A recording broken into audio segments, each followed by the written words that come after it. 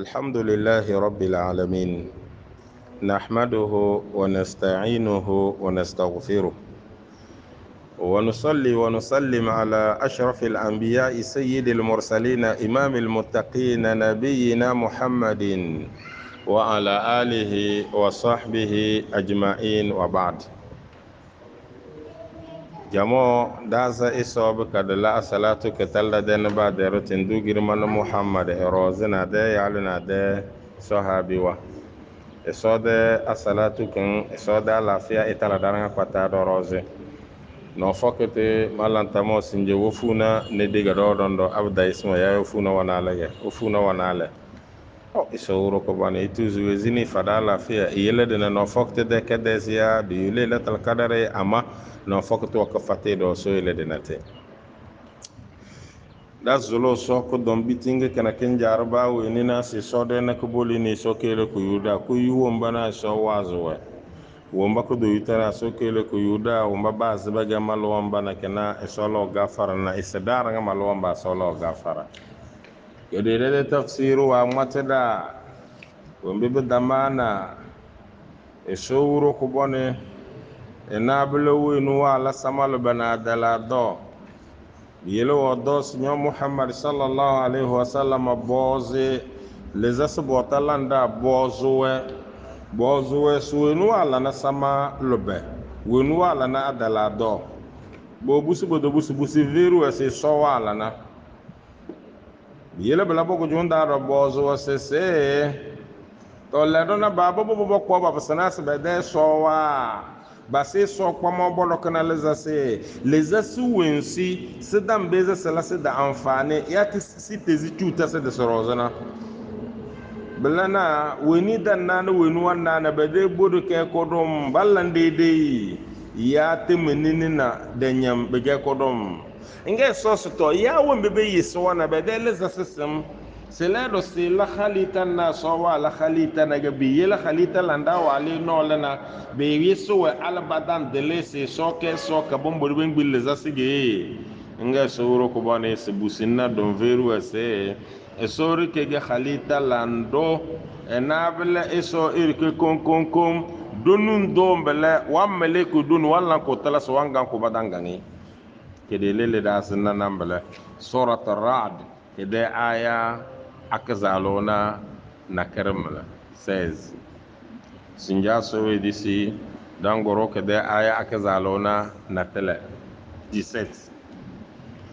أعوذ بالله من الشيطان الرجيم أنزل من السماء ماء فسالت أودية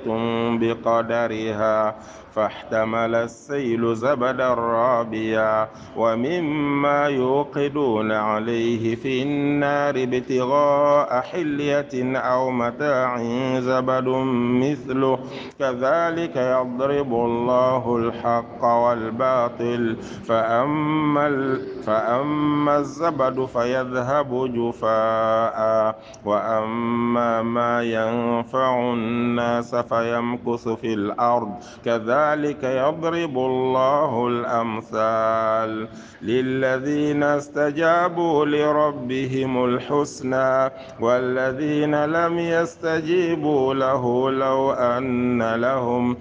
أن لهم ما في الأرض جميعا ومثله معه لافتدوا به أولئك لهم سوء الحساب ومأواهم جهنم وبئس المهاد esowuro ko bane ne da gonyo mele dado ko wuro ko bonga do sese anzala minas samaa'i ma'a se sowuro ko bone wange disoko da tew jamo aya kana kada ageza ge sowo gona se keze da wombira de wembe kena se keze da wombira de wembe kena bi yele de leze aya de tombiye kutolu na nana do mo belabe basi do kone do welu wembi so wala na nufina sese esowuro kubonu wenge disoko weyeli bengale samanda lembeleteo ate widibele fasalat awdiyatun biqadariha sese na teo de lunwendim menye sese lemde tinwa wandende lelebe wala na we lelebe da wala na we menna bone tewa ni na menna bone lelebe ge bo wodo bu mulen da batana we lelebe ge bone ya ko musene ya to ko wendin ko na we belaga de ate wa de ba leler nga belaga be lumun dina de lal bu jom bu wala be mbeze bu kporo de lina nyan jadi sibiten din tangando yan forbu dang bezi be fire esowuro kubone se belage fasalat awdiyatum biqadariha esowuro kubone se lemdera dinde waranga kwata ba wenki ba bo wenki da bindina wembitinga bege bo kankala kambeze ko kpona fahtamala saylu zabada rabiya na belebe de lembembe ko bodo wa broze belebe na bele na tew delam binge dimbele na nyan na bam bodana fofo broze ko bodo wa broze na lem bele bubu wumbi bele sebe bizi bubona wumbi bin zo adada na boso wumbi bin dimbe de buzin da na bede ama ko bodo kengena kelake ge wonki bung marana tene bo wale de li wasu wale tetangana na be jambo wale fi filma ko bede woge sowro ko bono walla nufice wombi no wege zicina بدكار رغودوس ومما يوقدون عليه في النار ابتغاء حلية ومبو بغيرو حلية أو متاع زبد مثله ومبو ودو بغي الناس النار يانا أنظر أن يبغو سمنتجو ومفوزين من دانا سبوانا كو بودورو بروزي ballamna belle bela nyanna se baranga kwata belana lem bindinna ngo mi so befozana befoza fase befoza era busubu zinda buti adala doda loko wada do kono ko vozana ama ko bodo na da gazerona kala ke vena amfana na koro belado do ganna go siminti jo zinaria aw anzarfa wallanna wallazi wumbi bige zinariya tetangana wallazi wumbi ge anzarfa tetangana ka ko bodo wa wale soda se bade kalaga ke vena amfana na koro e sowro ko bon sese kazalika yadribu Allahu al-haqqa wal batil se belage so wongona ageza wena age an wole da to vonum na wumbi de ke to vonum be ge botana biyela seru aboze de sanganan dana umbi sowa gezerona ngese fa amma zabadu fayadhhabu jufaa sebe ko bodo lemwen dim na nyaba na bombodo broze so dana be gogo ndo be marana balana sebe la branga kwata bende be da kana fanna ko gabela fi filmon gbo bumbodo be marana de lebo wala besem be vena fanna ko mondo so bo voze yana mala wa amma ma yanfa'u an-nas biga wombi bon vozi irana fayamkuthu fil ard bela mugo wombi bon zo adala do dana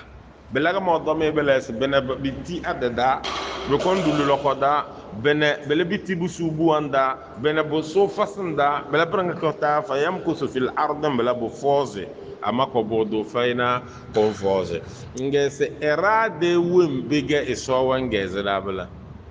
senebere de wembe sowa layena ade wala menenda wembe menye atewa ne bo wona lele bo molen da bata kalem bembe do de bodin da bo fozo na batana nebere de wembe belaga bojo nebere de wembe na be vai faya be dam beze bo modabata umbi se bo foza irana to ne bere de wumbe na badam be ka tang balene ga lan tam baba banane pep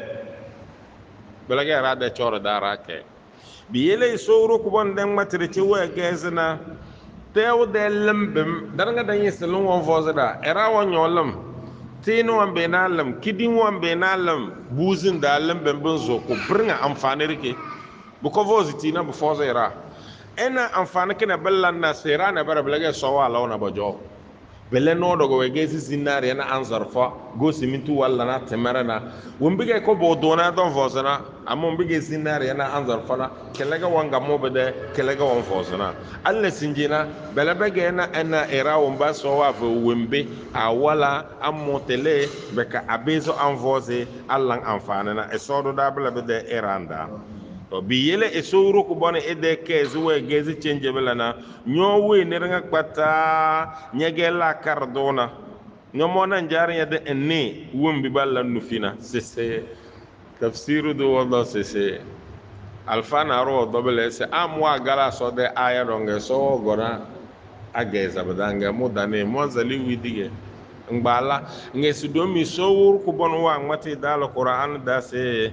narufe wanne mu de agezala na tamara illa al-aqiluna sila kardana abla mu da ne mu ga kammalanga mu da kala kardo na la kare corona salawidi bilana so fada dan ne na dan ne bu de kutulu kadalla na tamara to bi yele annabi sallallahu alaihi wasallama anya bese ede hadisin da nyanna ede matere wombi wa ngmate dan be zede ni na bunyozo bi yazida wombi aya kenedondo kege kallan nufina sese annabi sallallahu alaihi wasallam wa ngwate se inna mathala ma ba'athani Allah bihi min al-huda wal ilm kamathali ghaythin asaba ardan sa annabi sallallahu alaihi wasallam sahih al-bukhari dana sahih muslim daga hadis kana ke gone abu musa al-ash'ari radiyallahu anhu wa gogona nake sa annabi muhammad sallallahu alaihi wasallam se wombi so we gedirna mama gogona na bujoga na ze beto wege so gedirna kogona se zetina tili wonki so we gejele mu adini dengena se bujoga na ze te wanena غيث بلنا مطر ملتا وننا كبر عدلا دروزي فكان منها طائفة قبلت الماء ينا لا دروزي فرندنا كرنا عد تشودا مرمر كوزو نتوا اننا عد امولم فانبتت الكلى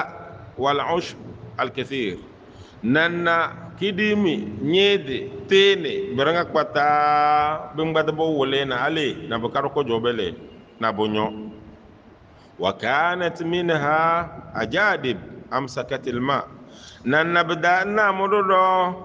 لا دسو سيسلا سمو لنga mu wenki bebeze bese era echerbo nyona bedeke bu fozen na soba yake na nyede enyoya kirimi ela telago angwati chenje biele yambeze na te wanena kurasa na sabda ta yanda lena te wullem belaga bella nabin dize bese take buwa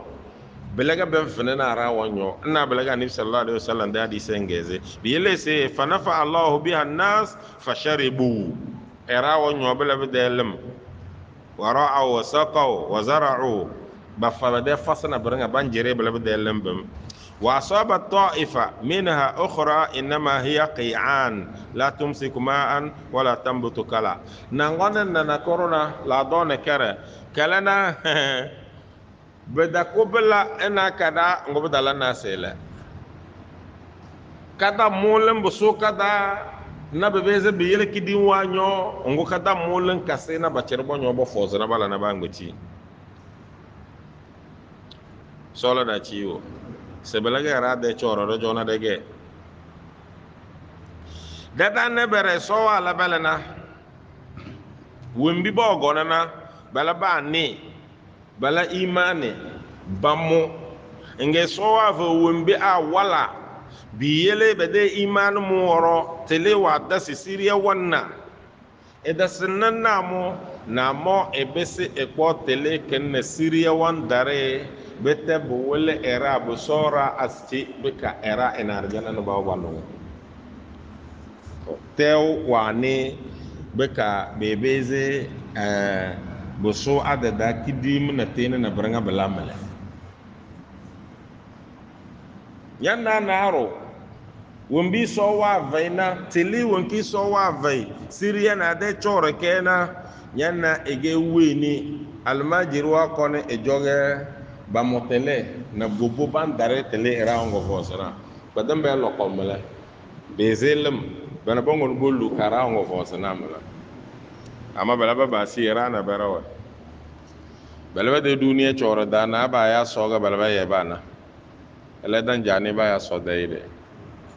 sebangwati islam seme jarira anne muhammad sallallahu alaihi wasallam o do se goronna yeleda unti da goronna da dan na da ba fenam de yere yere tem ka da tinga yere yere do to belaba na bele jamo to zungi ke da beze ko mollan ke se de yele de tinga da le imani balle ma boto se ra gon ba charlam bonyo al boto se de imani ko wo yuki yutele tara solda ci o so kele de la bele de yara yele do na dege na bu dozo ge da dawo mbabo yu ka bandarena sodo da bada na da dawo mbabo yu bida tala tarana e wo vozana na na da dawo mbale do yu e do to yu balle ma wan darena balage so ka do da bala bada ka so ro ko bone e nyo zere de ala meri icheleda so nya dala so se fa amma zabadu fayadhhabu jufaa ko bodo mbele ke gokoro falage wa amma ma yanfa'u an-nas fayamkuthu fil ard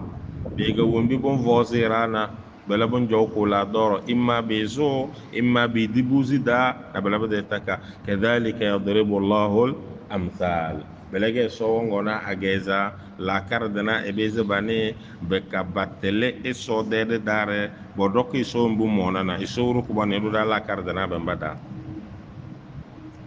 للذين استجابوا لربهم الحسنى سيسي ومبابي ديسي بدو اسورو كوبون دي يادنا ngوبا دي سو دي بتيسي دي يادغا اتو انهو بوفوسو واطاعوا رسوله بوفوسو دي تندو اسورو دابدا فلهم الحسنى bela bada era wona kifembe oga baya kifembe arjanna soro da bada wenu ovuso ifuso detin dona e wona arjanna biyela nabi sallallahu alaihi wasallam wa dabla kullukum tadkhuluna aljannata illa man aba marga mozo arjanna sem da wene gizina faman ya ba ya rasulullah ngone ngizi ko ya nyosa detin do enge suwenu we gizi mafuna we gizi arjanna diyela nya bemna weni rozo bu mona sede sembe chare sera kuna la karbo kuna lura bu funu baawna ganne muhammad sallallahu alaihi wasallam be ga wombaranga baze ya nabi sallallahu alaihi wasallam akpamo bu yuna rubal fa weni ge elega elenda ne baya nabi da silana badalana baawge la doroze weni mona so bodoke dokete tentenga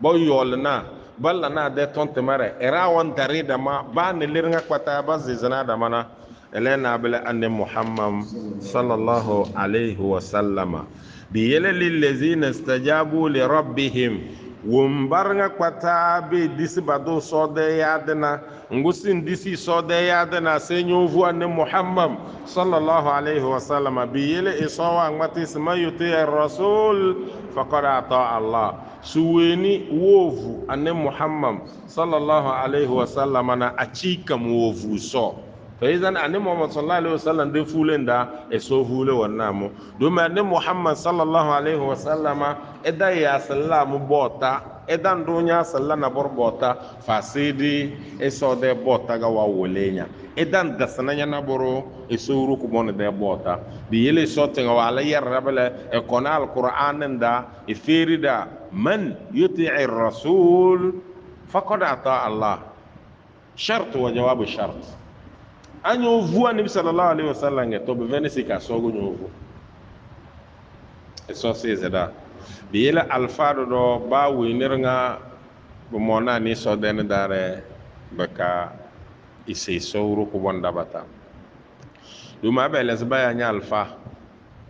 era uma bela bada chatele belbe dizinya Senegal fana nyana bela bela bada tele wumi bela bana nyalla naga de bela bajo wumbi nyang matana ga bel bondo ko balla na temare andani so den dare nga nyumbro vule ya duniya de kode ina kere ya li de vule na sinjili de na ko bondo solon we dalse rada batana ga nyog bona ba er ko don wayel na ba o kiyama dalle sojo alfa ba woni mona ene bela de dare se wumbar nga be disi so wuro ko bone de ya dena bonar yana والذين لم يستجيبوا له بيغوم ببي جيزي سورو كوبوني ادا يادنا بلا بدا ارا ويجيزنا ايمان لنا صا بيجيزنا ان محمد صلى الله عليه وسلم فوبلا والذين لم يستجيبوا له ملا لو ان لهم سي ابي بلا بدا ارا بام بيلسس بدو افن وانا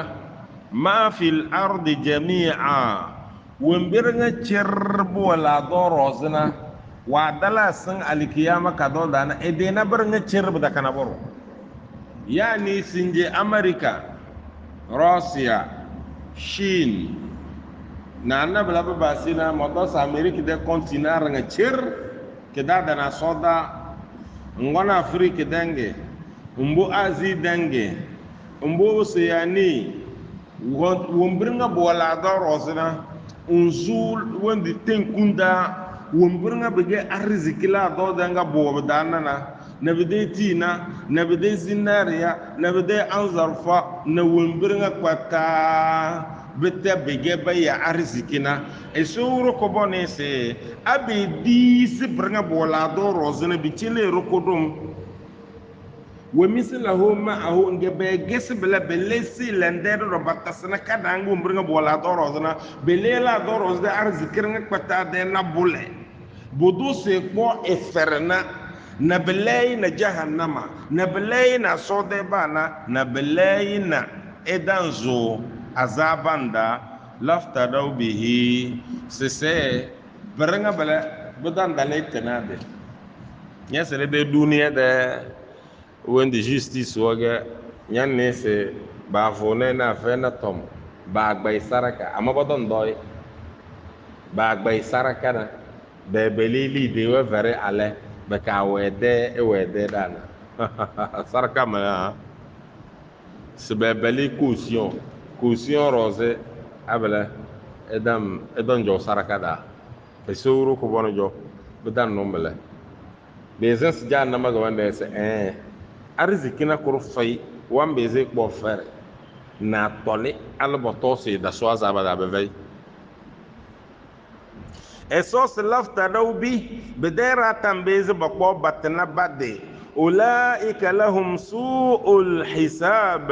bidera wonana ko fona wenkiki ge ki devena hisabi wenkiki devena ane muhammad sallallahu alaihi wasallama sese wenirga kpata ba vune banarnaina oziba ballangi azaba biyele benena esowa vuna we wanarna we ngbetiro ganya lado woro gabe lado wembi wojo edela kasikena esote yele bana boro nyana sowa vunai inarnai bokone bakazala na be deblana to edeke dezia telege sose wama awahum jahannam belabede era bana barabe sedege nimini jahannamanda wa bi'sal mihad sebelara vendede de vina belara besedede dakazona wondede dairo tanzo eyuwem brevezedena eson kele de so jahannama ba segondo kodomun kele de jahannama ra yele de lar jannara do bugada albegedezia eso modede solonde jama bala basi esoro ko bane se afama ya'lamu annama unzila ilayka min rabbikal haqqu kaman huwa a'ma innama yatadhakkaru ulul albab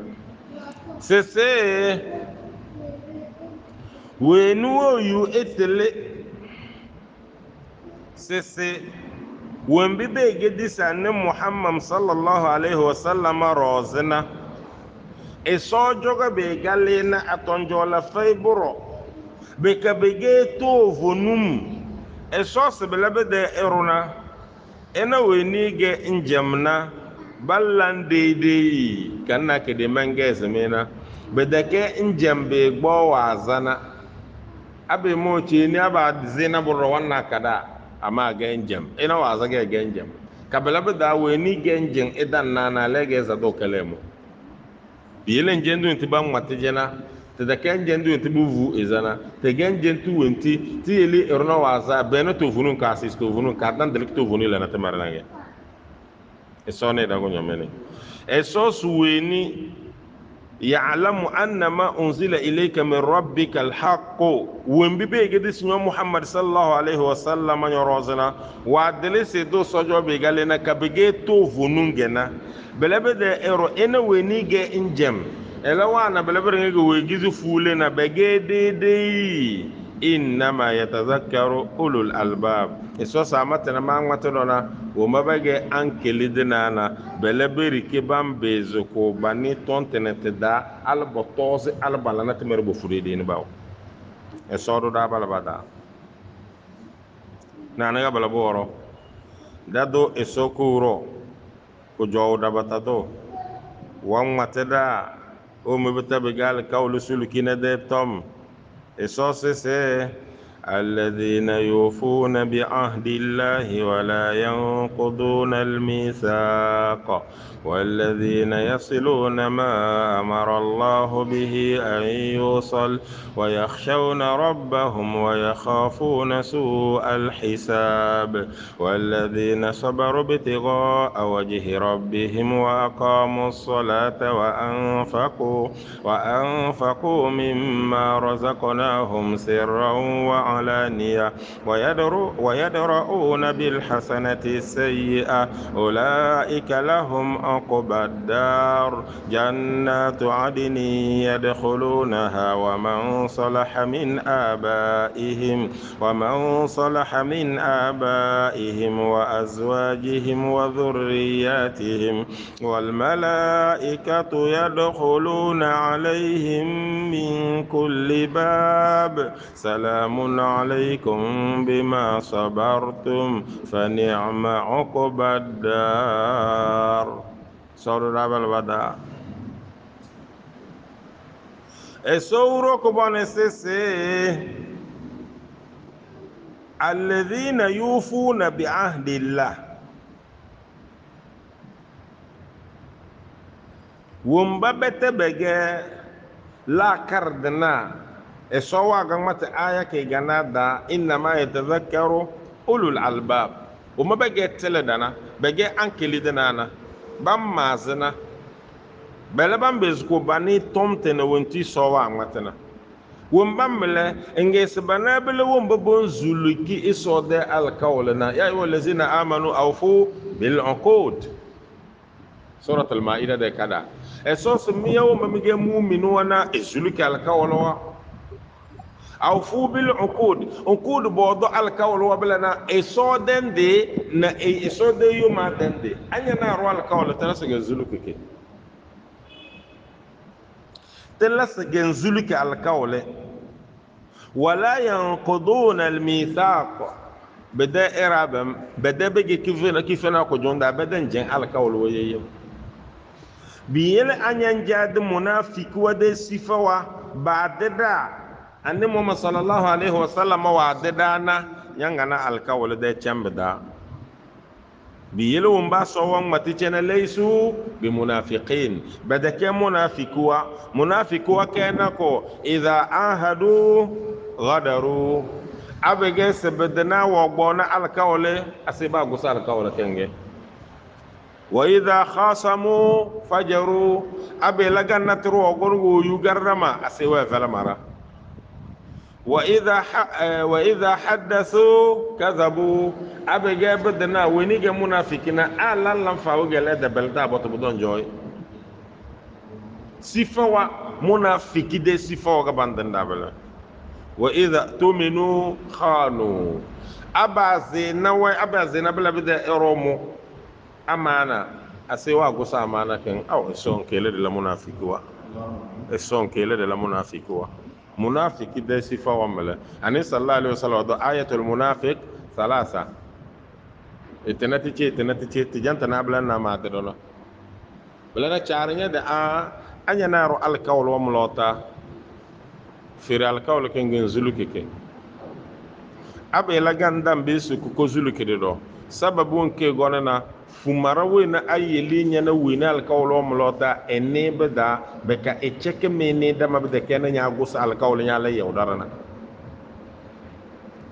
abe la gam nya na nyaraw awno baunda awdeli nga na tro gono mdane dama en kala ben binya bawe ben denya bawe sangmate na mbondo la len jeze se batal nya na ma men bazi yoga ben bimmina se beyele nya sinde yeli bala bar nga cer munafiko de sifa ga bege anya ge kifini da kenda ye bana amma abin zezara ba ngene abige be jemben denya nyambe sala karda ya na ge sin denya dige so wuro ko mone elada mu'minu wa ikile de ga munafiki wa biyele alladhina yufuna bi ahdillah banabele rawum babun zuluki so de alkawlena yalle bang ber nya iyyaka na'budu wa iyyaka nasta'inu ngo so suran dan ze mubro na bunwa azafare la sare magaribi lesa asuba yufu alkawle nyong bona so alkawle iyyaka na'budu wa iyyaka nasta'in alkawle ge basatin kenya matabla nya da sun bal kawl ka faloge nyen diral kawl ro yana so molota be nya muzana so se nya gurle ya zalale iyyaka na'budu e so de bo talanda ga nyu ne yiko be dal zaka alla zaka be ya amare nyojo nye gizeleze ndan jalleze ngu zaka bondo na de kaka damboro se ge seleze njele o e so ge sinjele e so wo dona sinjele ka damboro se biyel andaleze de kaka damboro se ga nyana se tom e so ga nyana tom brozo wa gbera azaba bitingi na sananingi na noyange ke dama wo ndonga wo gizi zakalanna bilal kiyama kadonda bela bede era bonana ayon wataka banna mbengme nasin dana bede ba lille zakada be gizi le zako jonda e suru ko bani kitida ka nyosere dala merwa e so dala kawol wadana torumbele ramadan ko kono bu mona nya daw nya de kando voke abi mona nya bela telasan voke winir nga we gizi fokata na wale so dal kawol woro ado bo tere nga dan dendo na so dal kawol wamma tadam be zere tebete amma ba we ni se so woro ko bode dum be varo ton al kiyama awa muzna al kawol waten na na derki rada da al kawol wa ya le gambo na barna ba wele ben disi bo nyoze sinyo nyozo le ba ko be chelenya saten kinyo bo nyombo so bela na nyajang matinye veru wa meles be mwele ede kibimra nga mogbo a wombi si su na mogbo a wombi ge da lafia na mogbo a wombi nga rose chona de choro da bele de na mogbo a wombi be ga erozem da dokon da kpelen to ko zulu kese kon mojo be e da taletana mogbo so magbalange nyombo de zulu alo na wombi nye veru alo dan bana mele alkawlo waga be yogona lo nage so asikidimla sabatala yenen gbene damba de kpalangi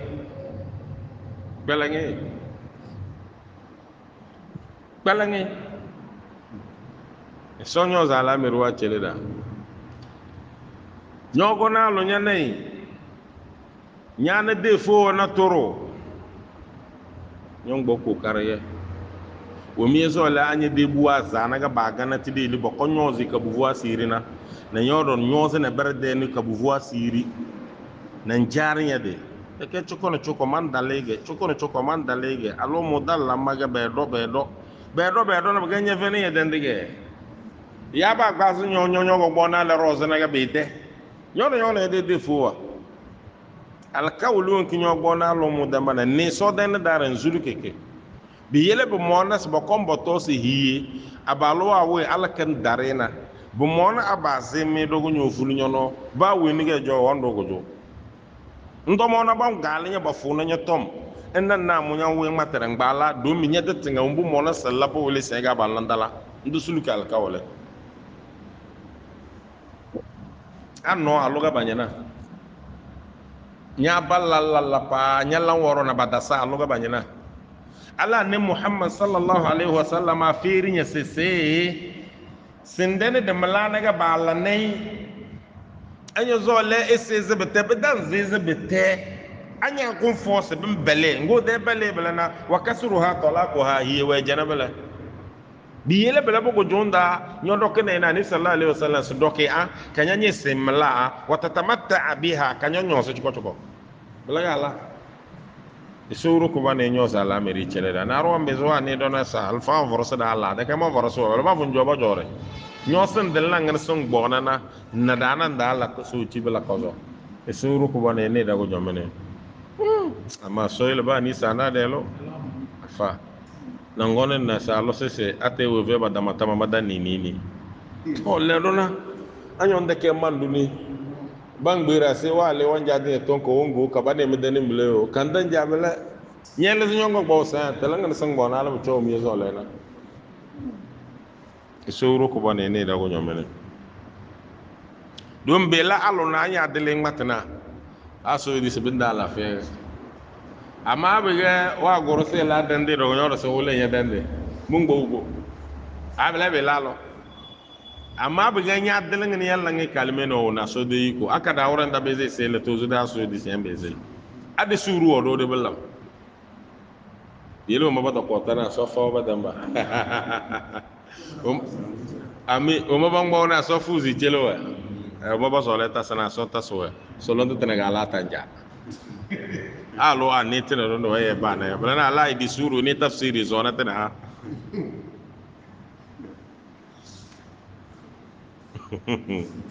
sese bana belawon babadan jen alkawolna bon zuluki alkawolwa kabada le toro ben jente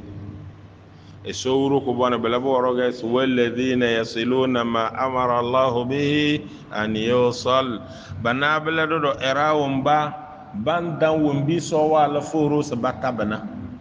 kada we kobre kada wombi so wala foro de tana silatur rahim takobire ko bonja ko bongo njade farande ngode farande berga pata bunzu ko berenda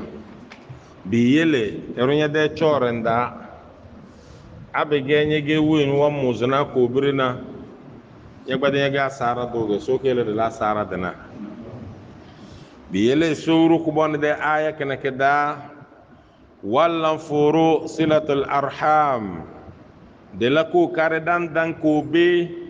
bada kanyo na li de nya vawori ke ga ya ko bretam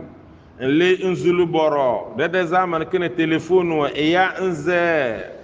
ngmate wumbege tom ke fembina na buru wa mona bodo ndalam bele ina de ne bele nini wanya de nan bonzei njana ngo wabda ndawalna na nyunu wa wabda awe wana bache na wabda wal ihsan ilayhim la alheri landu bi chelewa da ke ba satun ki asuwendi ko alheri be kanyo nye da alheri wana ya da namba rana batabalaga nyana ro nya bana o ngane edeni nyana ina sangmata na les dollar wala na tige do les ne do budo mona bala ayo gidina إصاص لن تنالوا البر حتى تنفقوا مما تحبون مدو يوار جنة علي ومبموزو لببانا اللي في سبيل الله سروزي إنك النبي صلى الله عليه وسلم ده صحابي تشيني وانا فو دبينو ده فوغي كجو فايبا كدانا مكدي من دندوانا نانا بلا بباسي buwa bin dimbida babege arziki ko bongege e damuzana be karoro bawo ni nyi so o arwana do wana do le pa wallahi wani aya kana na sahabi mun go gona ni sallallahu alaihi wasallam do smani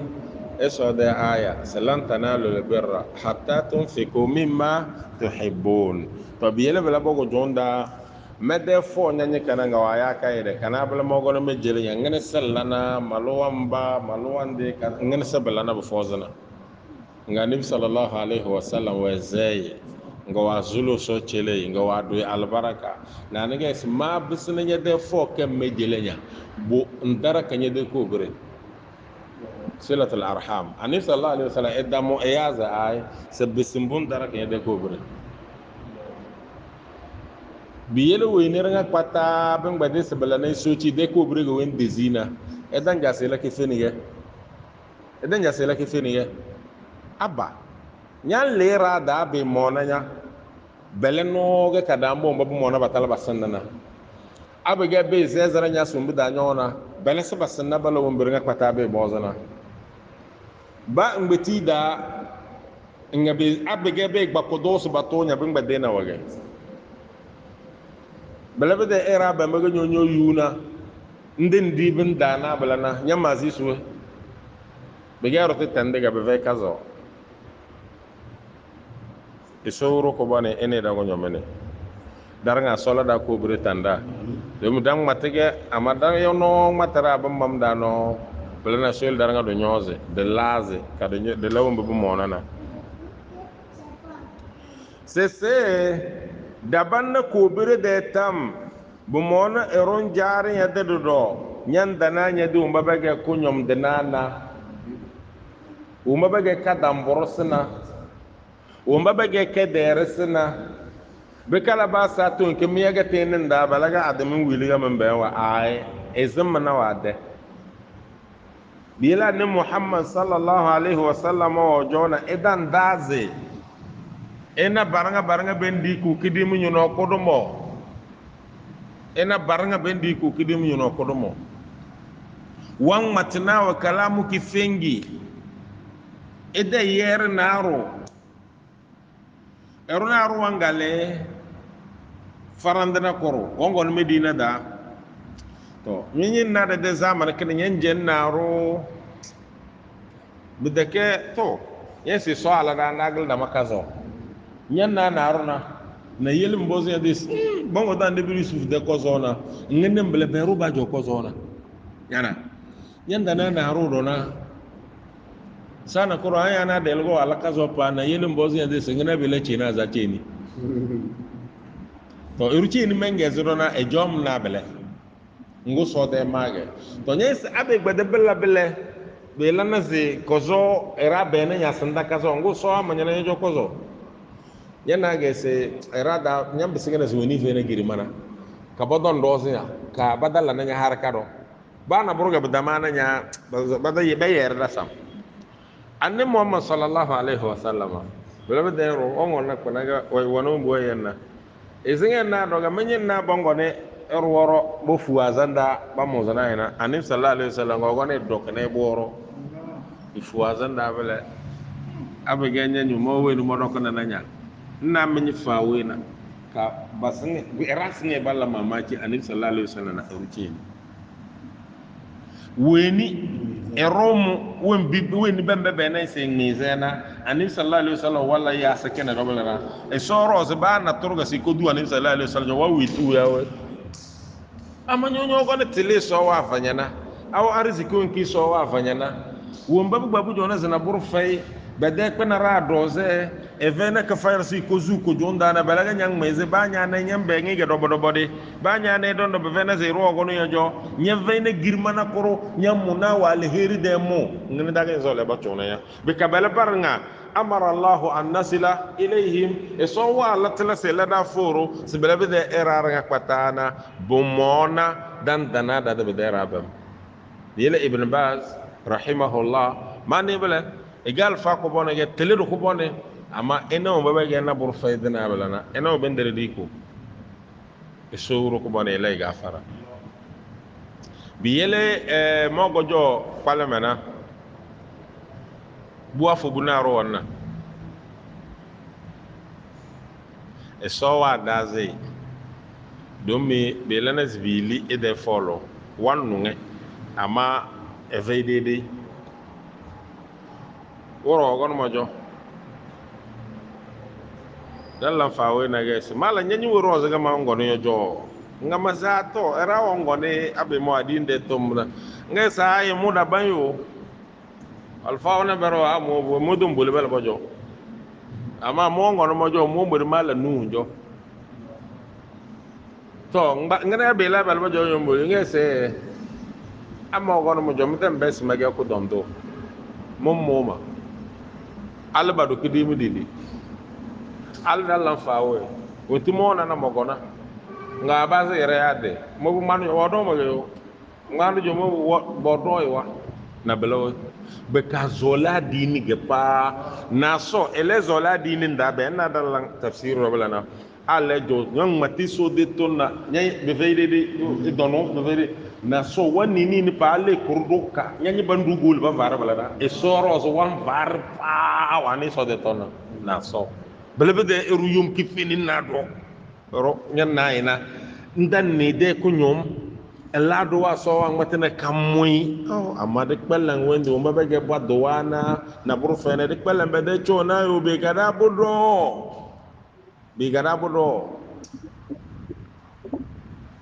esoro ko bane ne da ko nyomene bi yele bang matese se esoro ko bane de ayanda wa wole sese والذين يصلون ما أمر الله به أن يوصل سوون ببانتم ومبي سوى لفورو سبتبنا كوبرك كدايو كدام برسو تمونا دي اللي سبولينيو جنگار كغرغانا بلا أسوا دالنا دا رنيو مونا بسنا لا كرم بام ومبا بجونو دوننا ومبا بجونو كالنا زكاة أبغى نيالي سيجا بلغا بمونا بتالا bedebe jingaro wora nyanyi sibu jone nyi sochi ba frugo nyone yon doru todi anyanga mu songo mu lakidi mi ki fembi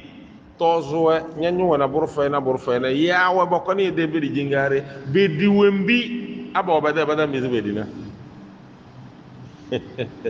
wora ba ya da solo ndege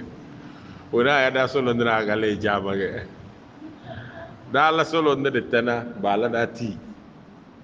nga baleze confiture wana wendi chocolat wana wenti wa weni we change ba wore de ditana nga baze to yes mama takpeze litonda mando le mondo na made erutiri jona ba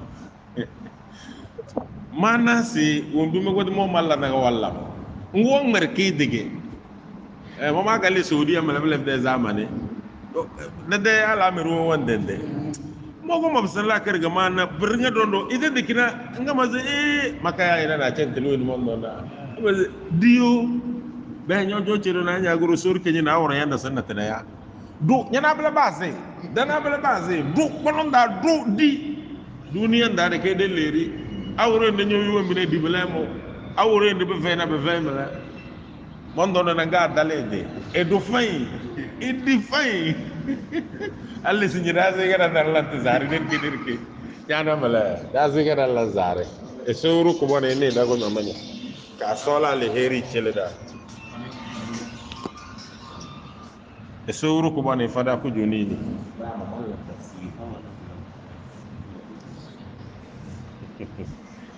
da ga do bien be so to cheleda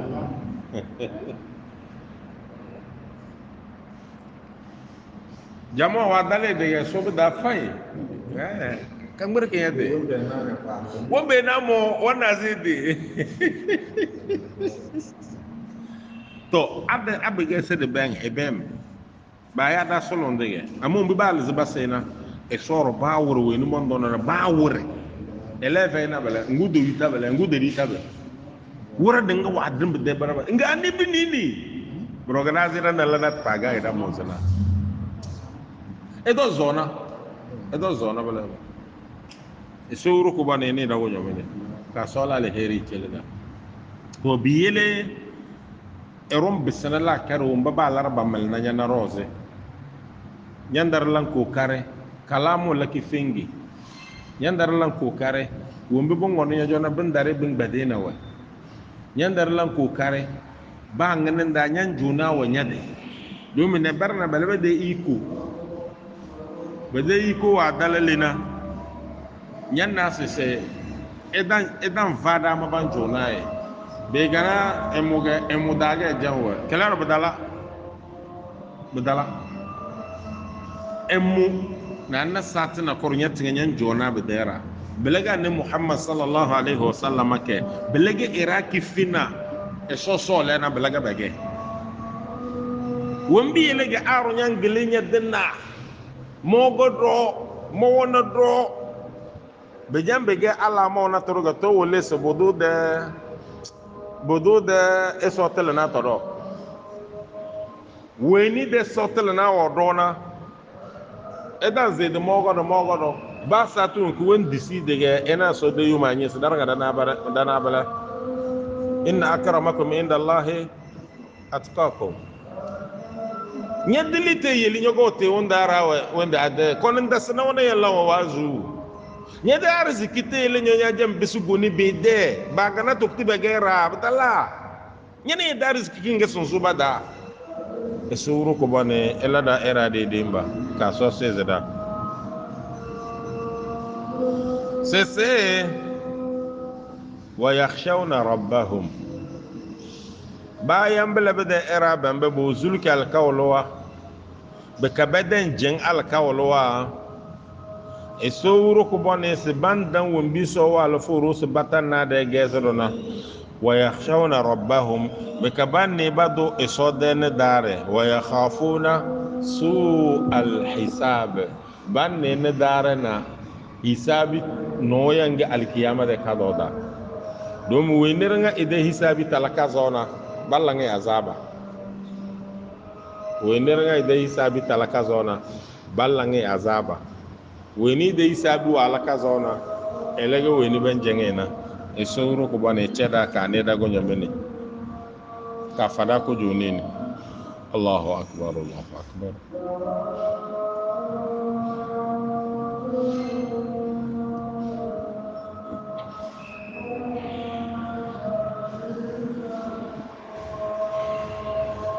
ونشهد أن لا إله إلا الله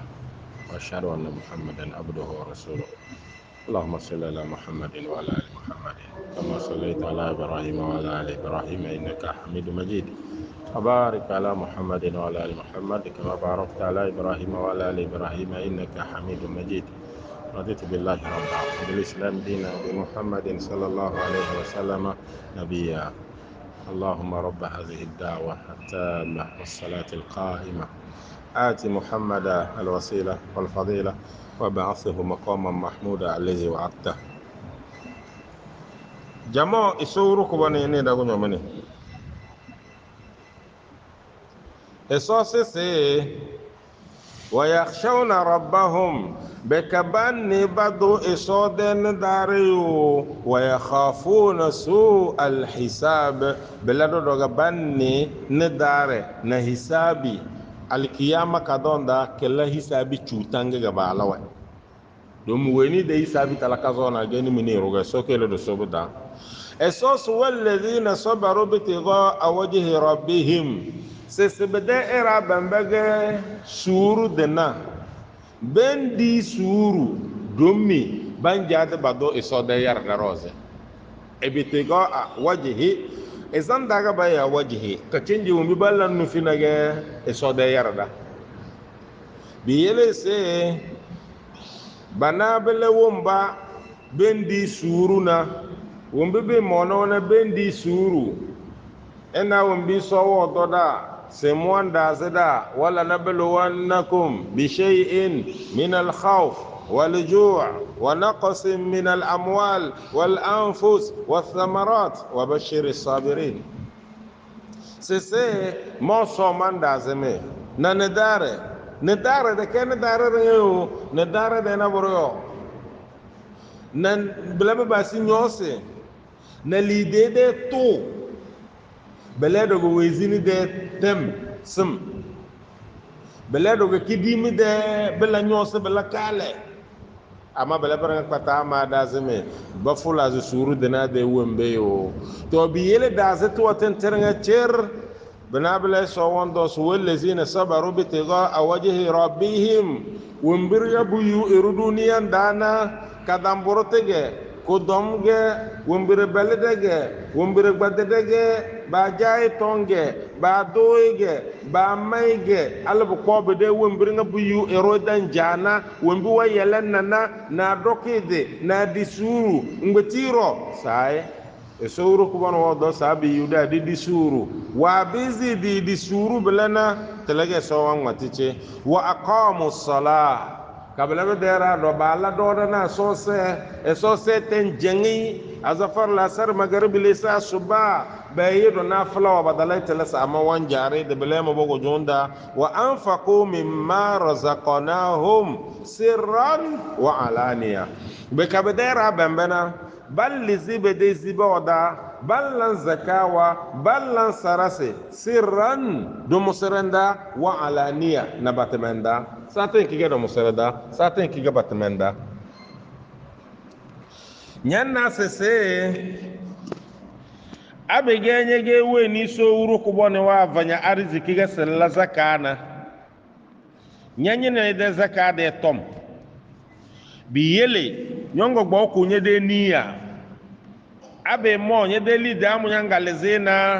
sate nkiga nyogbo na njele we nige nye jele esori kenye na belamo sirran damana na naruse la soro ede soro kenge na la ko kare edule se duna al saatu wenki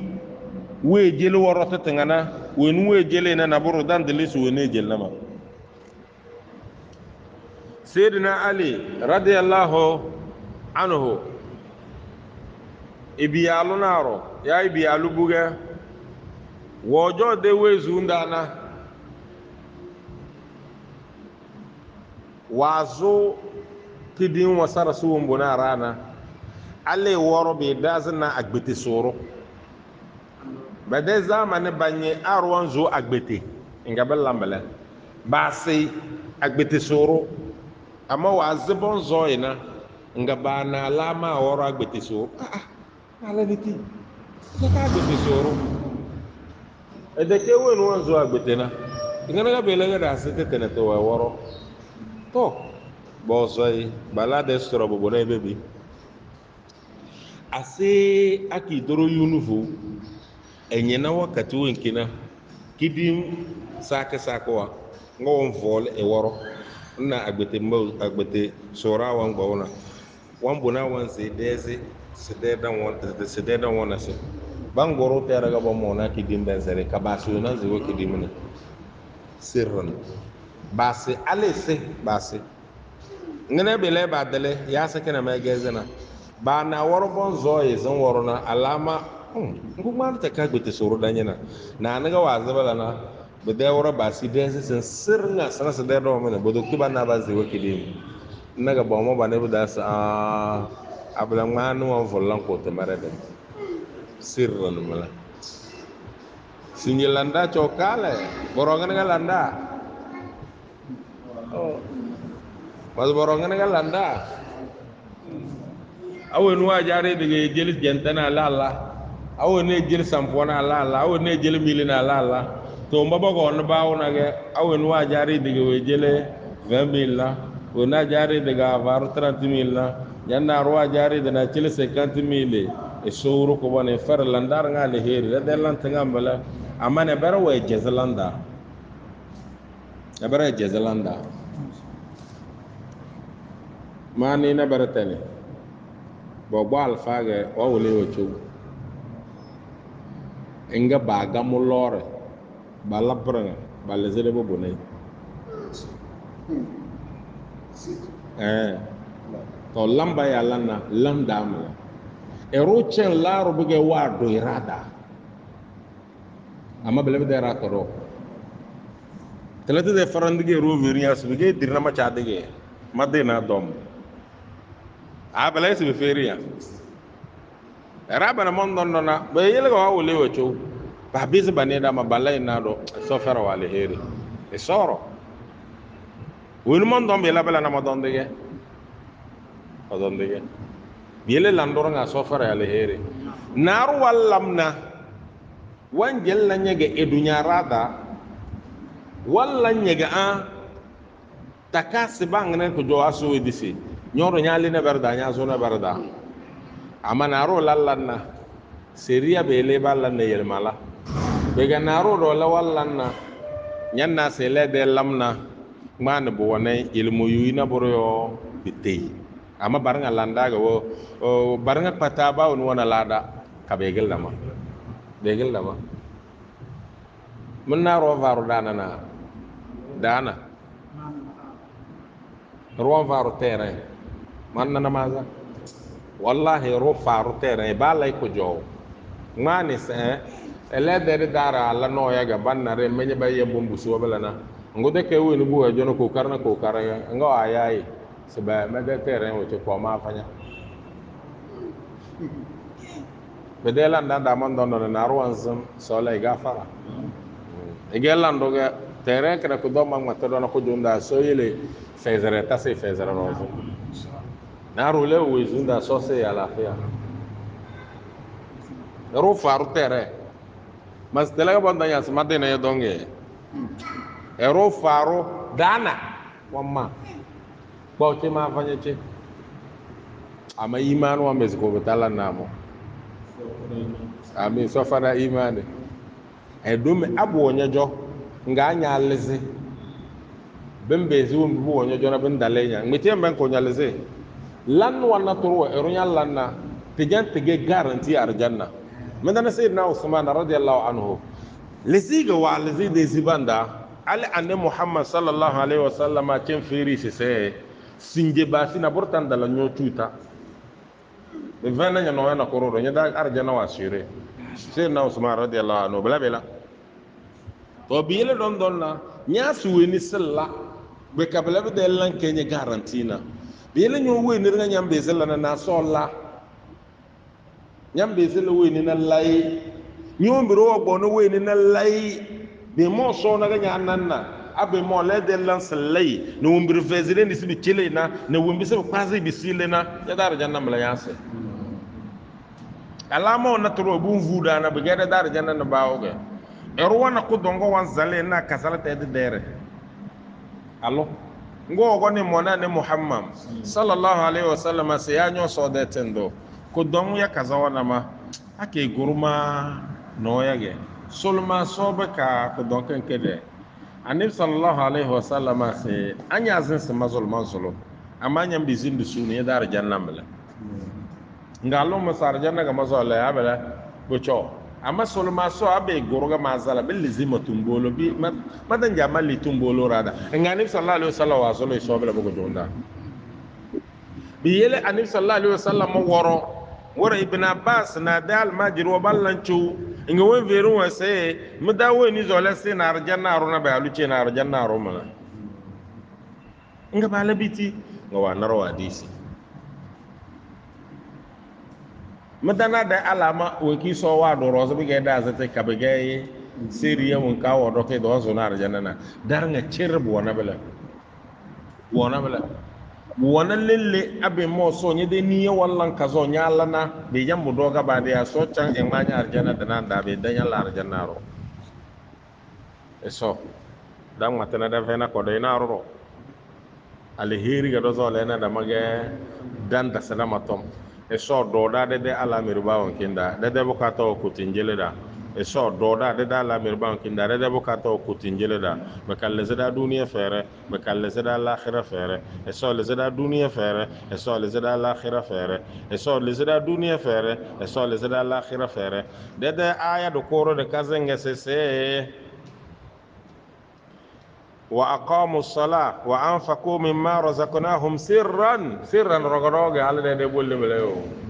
wa alaniya sinjinyanna era wa ni dama fokoto adala dona sabandu li de ne ce na bawo ni wando ba ni janyo mbira wadona dum be belege e dum mili